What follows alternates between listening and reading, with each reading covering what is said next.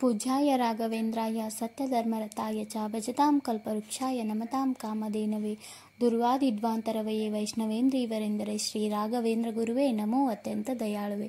ಸ್ನೇಹಿತರೆ, ನಾಳೆ ಅತ್ಯಂತ ದಯಾಳುವಾದ ರಾಯರ ಒಂದು ವರ್ಧಂತಿ ಅಂದರೆ ರಾಯರ ಜನ್ಮೋತ್ಸವವನ್ನು ನಾವು ಆಚರಣೆ ಮಾಡ್ತಾ ಇದ್ದೇವೆ.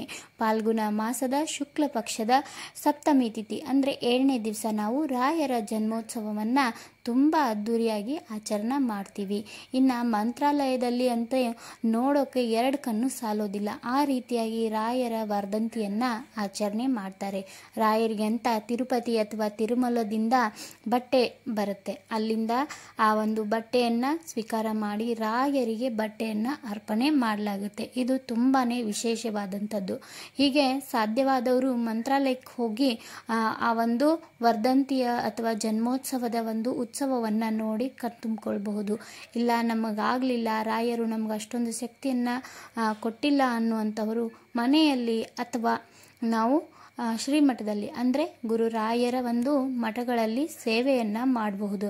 ಇನ್ನು 21 ದಿನ ನಾವು ಸೇವೆಯನ್ನು ಮಾಡಿದ್ದೇವೆ ಅಂದರೆ ಅದು ಕೂಡ ತುಂಬಾ ಒಳ್ಳೆಯದು. ಇನ್ನು 21 ದಿನ ನಮಗೆ ಸೇವೆ ಮಾಡೋಕ್ಕೆ ಆಗಲಿಲ್ಲ ಅನ್ನುವಂಥವರು ನಾಳೆ ಕೂಡ ಸುಲಭವಾಗಿ ಸೇವೆಗಳನ್ನು ಮಾಡಬಹುದು. ಯಾವ ರೀತಿಯ ಸೇವೆಗಳನ್ನು ಮಾಡ್ಬೋದು ಅಂತ ಈ ವಿಡಿಯೋದಲ್ಲಿ ನಾನು ತಿಳಿಸ್ಕೊಡ್ತಾ ಇದ್ದೀನಿ. ಸೊ ವಿಡಿಯೋನ ಪೂರ್ತಿಯಾಗಿ ನೋಡಿ. ವಿಡಿಯೋ ಇಷ್ಟ ಆದರೆ ಲೈಕ್ ಮಾಡೋದನ್ನು ಮರಿಬೇಡಿ. ಆದಷ್ಟು ಹೊಸದಾಗಿ ನೋಡ್ತಾ ಇರುವಂಥವರು ಸಬ್ಸ್ಕ್ರೈಬ್ ಮಾಡಿಕೊಂಡು ವಿಡಿಯೋವನ್ನು ನೋಡಿ ಅಂತ ರಿಕ್ವೆಸ್ಟ್ ಮಾಡ್ಕೊಳ್ತೀನಿ. ನಾಳೆ ಬೆಳಿಗ್ಗೆ ಬೇಗ ಎದ್ದ ತಕ್ಷಣ ನಾವು ನಿತ್ಯ ಕರ್ಮಗಳನ್ನು ಮುಗಿಸ್ಕೊಂಡು ಮನೆಯೆಲ್ಲ ಕ್ಲೀನ್ ಮಾಡಿಕೊಂಡು ಪೂಜೆಯನ್ನು ಮಾಡುವಾಗ ರಾಯರಿಗೆ ವಿಶೇಷವಾದ ಪೂಜೆಯನ್ನು ಮಾಡಬೇಕು. ನಿಮ್ಮ ಕೈಯಲ್ಲಿ ಸಾಧ್ಯವಾದರೆ ಪಂಚಾಮೃತವನ್ನು ಮಾಡ್ಬೋದು, ನೀರಿನಿಂದ ಅಭಿಷೇಕವನ್ನು ಮಾಡ್ಬೋದು, ಅಥವಾ ಹಾಲು, ತುಪ್ಪ, ಜೇನುತುಪ್ಪ, ಬಾಳೆಹಣ್ಣು, ಸಕ್ಕರೆ ಈ ರೀತಿಯಾಗಿ ಪಂಚಾಮೃತವನ್ನು ಮಾಡಿ ರಾಯರಿಗೆ ಒಂದು ಅಭಿಷೇಕವನ್ನು ಮಾಡಿದ ನಂತರ ಪೂಜೆಯನ್ನು ಮಾಡಬಹುದು. ಆದಷ್ಟು ಹಳದಿ ಹೂಗಳನ್ನು, ಹಳದಿ ಬಟ್ಟೆಗಳನ್ನು ಬಳಸಿ ರಾಯರಿಗೆ ಸೇವೆಯನ್ನು ಮಾಡಬಹುದು. ಇನ್ನು ತುಳಸಿ ಇದ್ದರೆ ತುಳಸಿ ಮಾಲೆಯನ್ನು ಕೂಡ ರಾಯರಿಗೆ ಅರ್ಪಣೆ ಮಾಡಬಹುದು. ಸುಗಂಧಭರಿತವಾದ ಹೂಗಳು ಇದ್ದರೆ ಅವುಗಳನ್ನು ಕೂಡ ರಾಯರಿಗೆ ಅರ್ಪಣೆ ಮಾಡಬೇಕು. ಇನ್ನೂ ವಿಶೇಷವಾದದ್ದು ಅಂದರೆ 2 ತುಪ್ಪದ ದೀಪ, ಬೆಳ್ಳಿ ದೀಪ ಇದ್ದರೆ ಅವುಗಳನ್ನು ಕೂಡ ಹಾಕ್ಬೋದು, ಅಥವಾ ನಿಮ್ಮ ಮನೆಯಲ್ಲಿ ಇರುವಂತಹ ದೀಪಗಳಲ್ಲಿ ತುಪ್ಪವನ್ನು ಹಾಕಿ ನೀವು ದೀಪವನ್ನು ಉರಿಸ್ಬೋದು. ಇಲ್ಲ ಆಗೋದಿಲ್ಲ ಅಂತ ಅಂದರೂ ಕೂಡ ನೀವು ಎಣ್ಣೆಯಿಂದಲೇ 2 ದೀಪಗಳನ್ನು ಹಚ್ಚಿಟ್ಟು ರಾಯರ ಸೇವೆಗೆ ಮುಂದಾಗಬೇಕು. ಇನ್ನು ಯಾವ್ಯಾವ ಸೇವೆ ಮಾಡಬಹುದು? ಮೊದಲನೇದಾಗಿ ಪ್ರಮುಖವಾದದ್ದು ಅಂದರೆ ರಾಯರ ಒಂದು ಸ್ತೋತ್ರಗಳನ್ನು ಪಠನೆ ಮಾಡುವಂಥದ್ದು ತುಂಬಾ ವಿಶೇಷ. ನಾಳೆ ರಾಯರ ಒಂದು ಜನ್ಮೋತ್ಸವದ ಪ್ರಯುಕ್ತ ರಾಯರಿಗೆ ಇರುವಂತಹ ವಿಶೇಷ ಸ್ತೋತ್ರಗಳನ್ನು ಅಂದರೆ ನಾವು ಪ್ರತಿನಿತ್ಯ ಹೇಳಿಕೊಳ್ಳುವಂತಹ ಸ್ತೋತ್ರಗಳಾಗಿರ್ಬೋದು, ಅಥವಾ ಈಗೆಲ್ಲ ಆನ್ಲೈನು, ಯೂಟ್ಯೂಬು ಎಲ್ಲ ಕಡೆ ನಿಮಗೆ ಸ್ತೋತ್ರಗಳು ಸಿಗುತ್ತೆ, ಅಥವಾ ರಾಯರ ಒಂದು ಪುಸ್ತಕ ನಿಮ್ಮ ಮನೆಯಲ್ಲಿದ್ದರೆ ಅದರಲ್ಲೂ ಕೂಡ ನಿಮಗೆ ಬೇಕಾದಂತಹ ಒಂದು ಸ್ತೋತ್ರಗಳಿರುತ್ತೆ. ರಾಯರ ಒಂದು ಅಕ್ಷರಮಾಲಾ ಸ್ತೋತ್ರ ಆಗಿರಬಹುದು, ಅಥವಾ ಪಂಚಾಷ್ಟಕ ಸ್ತೋತ್ರ ಆಗಿರ್ಬೋದು. ಹೀಗೆ ಸಾಕಷ್ಟು ಸ್ತೋತ್ರಗಳು ಎಲ್ಲ ಕಡೆ ಲಭ್ಯ ಇರುತ್ತೆ. ಅಂತಹ ಸ್ತೋತ್ರಗಳನ್ನು ನಿಮಗೆ ಎಷ್ಟು ಸಾಧ್ಯ ಆಗುತ್ತೋ ಅಷ್ಟೇ ಸಾಕು, ಭಕ್ತಿಯಿಂದ ನೀವು ಹೇಳ್ಕೊಳ್ಬೋದು. ಇಲ್ಲ ಆಗೋದಿಲ್ಲ ಅಂತ ಅಂದರೆ ಶ್ರೀ ರಾಘವೇಂದ್ರಾಯ ನಮಃ ಅಂತ 108 ಬಾರಿ ಪಠನೆ ಮಾಡ್ಬೋದು. ಬೆಳಿಗ್ಗೆನೂ ಮಾಡಿ, ಸಾಯಂಕಾಲನೂ ಮಾಡಿ, ತುಂಬಾ ಒಳ್ಳೆಯದು. ಇನ್ನು ಸಂಜೆ ಗೋಧೂಳಿ ಲಗ್ನದಲ್ಲೂ ಕೂಡ ನೀವು 2 ದೀಪಗಳನ್ನು ಹಚ್ಚಿಟ್ಕೊಂಡು ಈ ಒಂದು ಸೇವೆಯನ್ನು ಮಾಡಬಹುದು. ಆನಂತರ ನಿಮಗೆ ಪೂಜ್ಯಾಯ ರಾಘವೇಂದ್ರಾಯ ಸ್ತೋತ್ರ ಗೊತ್ತಿದ್ರೂ ಕೂಡ ಅದನ್ನು ಕೂಡ ನೀವು 108 ಬಾರಿ ಅಥವಾ 21 ಬಾರಿ ಈ ರೀತಿಯಾಗಿ ನಿಮ್ಮ ಭಕ್ತಿಗೆ ಅನುಸಾರವಾಗಿ, ನಿಮ್ಮ ಒಂದು ಶಕ್ತಿಗೆ ಅನುಸಾರವಾಗಿ ನೀವು ಈ ಒಂದು ಸ್ತೋತ್ರಗಳನ್ನು ಹೇಳ್ಕೊಳ್ಬಹುದು. ಇನ್ನು ಭಜನೆ ಕೂಡ ನೀವು ಮಾಡಬಹುದು. ಮನೆಯಲ್ಲಿಯೇ ರಾಯರ ಮೇಲೆ ಇರುವಂತಹ ಹಾಡುಗಳನ್ನು ಹೇಳ್ಕೊಳ್ಬಹುದು. ಈಗ ರಥವನೇರಿದ ರಾಘವೇಂದ್ರ ಅನ್ನೋ ಒಂದು ಹಾಡಿರುತ್ತೆ. ಆ ಒಂದು ಭಜನೆಯನ್ನು ನೀವು ಮಾಡಿದ್ರೆ ಮನಸ್ಸಲ್ಲಿ ನೋಡಿ ಎಷ್ಟೊಂದು ಭಕ್ತಿ ಅಥವಾ ರಾಯರ ಒಂದು ಅನುಗ್ರಹ ಸಿಕ್ಕ ಹಾಗೆ ನಮ್ಮ ಮನಸ್ಸಿನಲ್ಲಿ ಅನಿಸ್ತಾ ಇರುತ್ತೆ. ಅಷ್ಟೊಂದು ಶಕ್ತಿಯುತವಾದ ಒಂದು ಭಜನೆ ಪದಗಳವು. ಅಂತಹ ಒಂದು ಹಾಡುಗಳನ್ನು ಕೂಡ ನೀವು ಹೇಳ್ಕೊಳ್ಬಹುದು. ಇನ್ನು ಮನೆಯಲ್ಲೇ ನೀವು ರಾಯರ ಮುಂದೆ ನಿಂತ್ಕೊಂಡು ನಮಗೆ ಶ್ರೀಮಠಕ್ಕೆ ಬರಲಿಕ್ಕೆ ಆಗಲಿಲ್ಲ ಅನ್ನುವಂಥವರು ಮನೆಯಲ್ಲಿಯೇ ಒಂದು 8 ಅಥವಾ 21 ಈ ರೀತಿಯಾಗಿ ಸಾಧ್ಯ ಆದಷ್ಟು ಪ್ರದಕ್ಷಿಣೆಯನ್ನು ಸಹ ಹಾಕಬಹುದು. ಇನ್ನು ಆರತಿ ಅಥವಾ ಕರ್ಪೂರದ ಆರತಿ ಎಲ್ಲವನ್ನ ಮಾಡಿದ ನಂತರ ರಾಯರ ಒಂದೆರಡು ಅಕ್ಷತೆಗಳನ್ನು ತಲೆ ಮೇಲೆ ಹಾಕ್ಕೊಂಡು ನೀವು ನಿಮ್ಮ ಕೆಲಸಕ್ಕೆ ಹೊರಡ್ಬೋದು. ಇನ್ನು ಸಾಧ್ಯ ಆದವರು ಶ್ರೀಮಠದಲ್ಲಿ ಅಂದರೆ ರಾಯರ ಮಠಕ್ಕೆ ಹೋಗಿ ಅಲ್ಲಿ ನೀವು ಪ್ರದಕ್ಷಿಣೆಯನ್ನು ಹಾಕ್ಬೋದು, ನಿಮ್ಮ ಕೈಲಾದ ಸೇವೆಯನ್ನು ಮಾಡಬಹುದು. ರಾಯರ ಮಠಕ್ಕೆ ಹೋಗುವಂಥವರು ಖಾಲಿ ಕೈಯಲ್ಲಿ ಹೋಗಬಾರ್ದು, ಏನಾದರೂ ಕೈಯಲ್ಲಿ ತೆಗೆದುಕೊಂಡು ಹೋಗಿ ಅಥವಾ ನಿಮಗೆ ಸಾಧ್ಯವಾದಷ್ಟು ದಕ್ಷಿಣೆಯನ್ನು ಇಟ್ಟು ರಾಯರ ಆಶೀರ್ವಾದವನ್ನು ತೆಗೆದುಕೊಂಡು ಮನೆಗೆ ಬನ್ನಿ.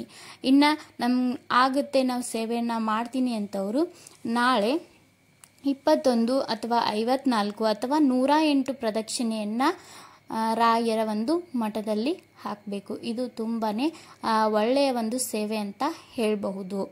ಅಥವಾ ಹೆಜ್ಜೆ ನಮಸ್ಕಾರ ಹಾಕ್ಬೋದು. ಮತ್ತು ನಿಮಗೆ ಸಾಧ್ಯ ಆದಂತಹ ಸೇವೆಯನ್ನು ಮಾಡಬಹುದು. ಪ್ರತಿಯೊಂದು ರಾಯರ ಮಠದಲ್ಲಿ ನಾಳೆ ತುಂಬಾ ವಿಜೃಂಭಣೆಯಿಂದ ಉತ್ಸವ ನಡೀತಾ ಇರುತ್ತೆ. ಅದರಲ್ಲೂ ಕೂಡ ನೀವು ಪಾಲ್ಗೊಂಡು ಸೇವೆಯನ್ನು ಮಾಡಬಹುದು. ಇನ್ನು ನೈವೇದ್ಯಕ್ಕೆ ನೀವು ಏನಿಡ್ಬೋದು ಅಂತ ಅಂದರೆ ಕಲ್ಲು ಸಕ್ಕರೆ ಅಂದರೆ ರಾಯರಿಗೆ ತುಂಬಾ ಇಷ್ಟ. ಹಾಗಾಗಿ ನೀವು ಕಲ್ಲು ಸಕ್ಕರೆಯನ್ನು ನೈವೇದ್ಯವನ್ನಾಗಿ ಇಡ್ಬೋದು. ಅಥವಾ ಮನೆಯಲ್ಲಿ ಅಡುಗೆ ನೈವೇದ್ಯ ಮಾಡಿ ಇಡ್ತೀವಿ ಅಂತ ಅಂದರೆ ಅದನ್ನು ಕೂಡ ಮಾಡಬಹುದು. ನೈವೇದ್ಯದಲ್ಲಿ ತುಳಸಿ ಎಲೆಯನ್ನು ಇಟ್ಟು ನೈವೇದ್ಯವನ್ನು ಮಾಡಿ ಅದು ಶ್ರೀಹರಿಗೆ ತುಂಬಾ ಇಷ್ಟ. ಮತ್ತು ನಿಮಗೆ ಸಾಧ್ಯವಾದಂತಹ ಹಣ್ಣು ಹಾಲು ಈ ರೀತಿಯಾಗಿ ಕೂಡ ನೀವು ನೈವೇದ್ಯವನ್ನು ಇಟ್ಟು ರಾಯರ ಸೇವೆಯನ್ನು ಮಾಡಬಹುದು.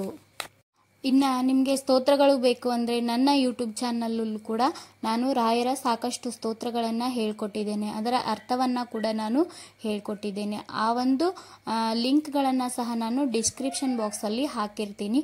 ನೀವು ಆ ಸ್ತೋತ್ರಗಳನ್ನು ನೋಡಿಕೊಂಡು ಕೂಡ ಸ್ತೋತ್ರಗಳನ್ನು ಹೇಳ್ಕೊಳ್ಬಹುದು.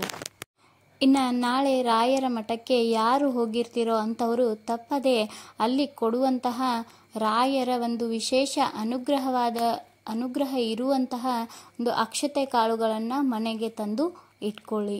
ಅದನ್ನು ಮಾತ್ರ ಯಾರು ಮರೀದೆ ಮನೆಗೆ ತರಬೇಕು. ಮತ್ತು ಸೇವೆಯನ್ನು ನೀವು ಬೆಳಿಗ್ಗೆ ಸಾಯಂಕಾಲ ಮಾಡಲಿಕ್ಕೆ ಆಗೋದಿಲ್ಲ ಅಂದರೆ ಎನಿ ಟೈಮ್ ಯಾವಾಗ ಬೇಕಾದರೂ ನೀವು ನಾಳೆ ಹೋಗಿ ಸೇವೆಯನ್ನು ಅಂದರೆ ಪ್ರದಕ್ಷಿಣೆಯನ್ನು ಅಥವಾ ನೀವು ಮಾಡುವಂತಹ ಸೇವೆಯನ್ನು ಮಾಡಿ ಬರಬಹುದು. ನೋಡಿದ್ರಲ್ವಾ, ಯಾರು ಹೊಸದಾಗಿ ಚಾನಲನ್ನು ನೋಡ್ತಾ ಇರ್ತೀರೋ ಅಂಥವರು ಸಬ್ಸ್ಕ್ರೈಬ್ ಮಾಡಿಕೊಂಡು ಪಕ್ಕದಲ್ಲಿರುವಂತಹ ಬೆಲ್ ಐಕನನ್ನು ಕ್ಲಿಕ್ ಮಾಡಿದ್ರೆ ವಿಡಿಯೋದ ಎಲ್ಲ ನೋಟಿಫಿಕೇಷನ್ಗಳು ನಿಮಗೆ ಸಿಗುತ್ತೆ. ಪ್ರತಿಯೊಬ್ಬರ ಮೇಲೂ ರಾಯರ ಅನುಗ್ರಹ ತುಂಬಾ ಇರುತ್ತೆ. ಯಾವಾಗ ನಾವು ಎಡವಿ ಬೀಳ್ತಾ ಇರ್ತೀವೋ ಅಂತಹ ಸಮಯದಲ್ಲಿ ನಮಗೆ ರಾಯರು ಬಂದು ಕೈಯನ್ನು ಹಿಡಿದು ಮುಂದೆ ನಡೆಸ್ತಾರೆ ಅನ್ನೋ ನಂಬಿಕೆ ಪ್ರತಿಯೊಬ್ಬರಿಗೆ ಇರುತ್ತೆ. ಈ ಅನುಭವ ಸಾಕಷ್ಟು ಜೀವನದಲ್ಲಿ ಆಗಿದೆ ಕೂಡ. ಹೀಗಾಗಿ ನಿಮಗೂ ಕೂಡ ರಾಯರ ಅನುಗ್ರಹ ಸಿಗಲಿ. ಮತ್ತು ಯಾರು ತುಂಬಾ ಕಷ್ಟದಲ್ಲಿರ್ತೀರೋ ಅಂಥವ್ರಿಗೂ ರಾಯರ ಅನುಗ್ರಹ ಮಾಡಲಿ ಅಂತ ನಾನು ಕೇಳ್ಕೊಳ್ತೀನಿ. ಇನ್ನು ಯಾರು ಇನ್ನೂ ರಾಯರ ಬಗ್ಗೆ ನಿಮ್ಗೆ ಅಷ್ಟೊಂದು ಗೊತ್ತಿಲ್ಲ, ಹೇಗೆ ಸೇವೆ ಮಾಡಬೇಕು ಅನ್ನೋಂಥವ್ರು ನನ್ನ ಯೂಟ್ಯೂಬ್ ಚಾನಲ್ನಲ್ಲಿ ಕೆಲವೊಂದು ಹಳೆಯ ವಿಡಿಯೋಗಳಿವೆ. ಯಾವ ರೀತಿ ಸೇವೆಯನ್ನು ಮಾಡಬೇಕು, ವ್ರತಗಳನ್ನು ಯಾವ ರೀತಿಯಾಗಿ ಮಾಡಬೇಕು ಅಂತ ಹೇಳ್ಕೊಟ್ಟಿದ್ದೀನಿ. ಆ ವಿಡಿಯೋಗಳನ್ನು ಕೂಡ ನೀವು ಚೆಕ್ ಮಾಡಿ ನೋಡಬಹುದು. ಅಥವಾ ನಿಮಗೇನೂ ಗೊತ್ತಿಲ್ಲದೆ ಇದ್ದರೂ ಕೂಡ ಮನೆಯಲ್ಲಿ ಕೇವಲ ರಾಯರ ಫೋಟೋ ಅಥವಾ ವಿಗ್ರಹಕ್ಕೆ ಒಂದೆರಡು ಹೂಗಳನ್ನು ಇಟ್ಟು ಪ್ರತಿನಿತ್ಯ ದೀಪವನ್ನು ಹಚ್ಚಿ ನಿಮ್ಮ ಮನಸ್ಸಲ್ಲಿ ಎಷ್ಟು ಭಕ್ತಿ ಇರುತ್ತೋ ಅಷ್ಟು ನೀವು ಸೇವೆಯನ್ನು ಮಾಡಿ ರಾಯರ ಅನುಗ್ರಹವನ್ನು ಪಡೆದುಕೊಳ್ಳಬಹುದು. ರಾಯರು ಇದೇ ರೀತಿಯಾಗಿ ಸೇವೆಯನ್ನು ಮಾಡಿ ಅಂತ ಯಾವತ್ತೂ ನಮ್ಗೆ ಹೇಳಿಲ್ಲ. ಯಾಕೆಂದರೆ ರಾಯರು ಏನಂತ ಅಂದರೆ ಅತ್ಯಂತ ದಯಾಳು ಅಂತ ಕರೆಸಿಕೊಂಡಿರುವಂಥವ್ರು. ಯಾರು ಕಷ್ಟದಲ್ಲಿರ್ತಾರೋ ಅವರನ್ನು ಕೈ ಹಿಡಿದು ಮೇಲೆ ಎಬ್ಬಿಸ್ತಾರೆ ಅನ್ನೋ ನಂಬಿಕೆ ಇರುತ್ತೆ. ಹೀಗಾಗಿ ರಾಯರ ಸಂಪೂರ್ಣ ಅನುಗ್ರಹವನ್ನು ನಾವು ಕೂಡ ಪಡೆದುಕೊಂಡಿದ್ದೇವೆ. ನೀವು ಕೂಡ ಸಾಕಷ್ಟು ಸೇವೆಗಳನ್ನು ಮಾಡಿ ರಾಯರ ಸಂಪೂರ್ಣ ಅನುಗ್ರಹವನ್ನು ಪಡೆದುಕೊಳ್ಳಿ ಅಂತ ನಾನು ಹೇಳ್ತೀನಿ. ಸೊ ವಿಡಿಯೋ ಇಷ್ಟ ಆಗಿದೆ ಅಂದ್ಕೊಳ್ತೀನಿ. ವಿಡಿಯೋ ಏನಾದರೂ ಎಲ್ಲರಿಗೂ ಇಷ್ಟ ಆಗಿದರೆ ವಿಡಿಯೋನ ಲೈಕ್ ಮಾಡಿ ಮತ್ತು ಚಾನಲನ್ನು ತಪ್ಪದೆ ಸಬ್ಸ್ಕ್ರೈಬ್ ಮಾಡ್ಕೊಳ್ಳಿ. ಸ್ನೇಹಿತರೆ, ಇನ್ನು ನಾನು ಡಿಸ್ಕ್ರಿಪ್ಷನ್ ಬಾಕ್ಸಲ್ಲಿ ಹಾಕಿದ್ದೀನಿ ರಾಯರ ರಥವನ್ನು ಏರಿದ ರಾಘವೇಂದ್ರ ಅನ್ನೋ ಭಜನೆಯನ್ನು ಹಾಕಿದ್ದೀನಿ. ಅದನ್ನು ಕೂಡ ನೀವು ನಾಳೆ ಭಕ್ತಿಯಿಂದ ಮನೆಯಲ್ಲಿ ಹೇಳ್ಕೊಳ್ಬಹುದು. ಸೊ ಮತ್ತೆ ಒಳ್ಳೆಯ ವಿಡಿಯೋ ಮೂಲಕ ಸಿಗ್ತೀನಿ. ಹೋಗಿ ಬರ್ತೀನಿ. ಬಾಯ್. Thanks for watching.